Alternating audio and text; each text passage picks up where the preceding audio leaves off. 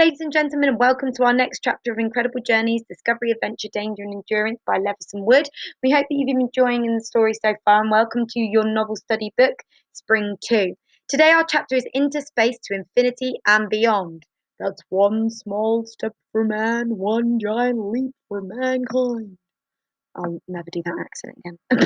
And we hope you've been enjoying the chapter. So, when aeroplanes were invented in 1903, they quickly became the fastest way for exploring the world.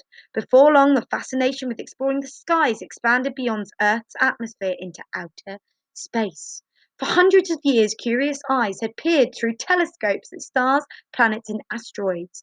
The dawn of the space age meant that, for the first time, there was the possibility of getting to them. I get so excited about breakthrough technologies that allow us to open up new frontiers. It means we can have adventures our ancestors would have never dreamed of.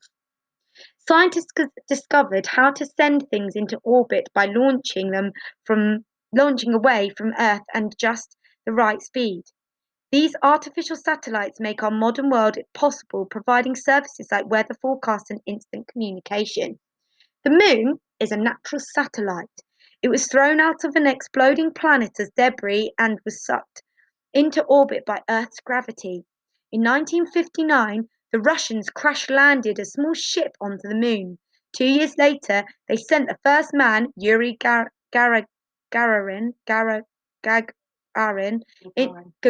thank you, Mother. That's my mum, ladies and gentlemen, Rita Jobbins, into space. Then, in 1963, Valentina Tereshkova became the first woman into space. My mom's laughing at me now, ladies and gentlemen. That's embarrassing. Also, during the 1960s, the Americans sent the first camera into the atmosphere, which took the very first pictures of the moon.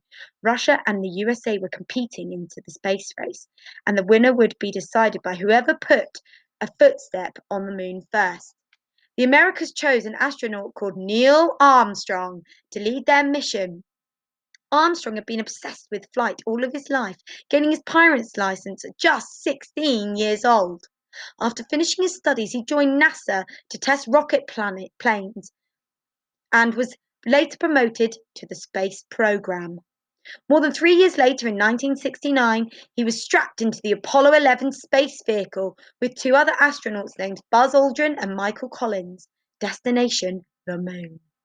The launch and journey went perfectly, and 4 days later, Armstrong landed the vehicle on the moon's surface, staring at the sight that no person had ever seen before.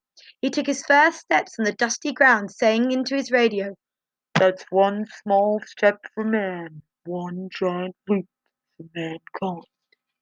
He and Aldrin gathered scientific data, including rock samples, before voyaging back to Earth to land in the sea.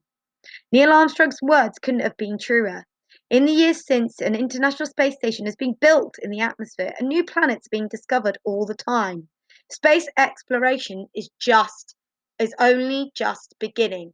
And ladies and gentlemen, if you go onto YouTube, you can actually watch the moment that Neil Armstrong, Buzz Aldrin and Michael Collins landed on the moon. And it was absolutely amazing. So if you do get to watch that, all you need to do is just go into YouTube and have a look. Our next chapter, ladies and gentlemen, is diving down into the deep. Please remember that you can always refer back to these videos whenever you like, just by clicking on the links. And if you do need any help with anything at all, please don't hesitate to get in contact. We hope you have a lovely day and are enjoying our story so far. See you soon. Bye.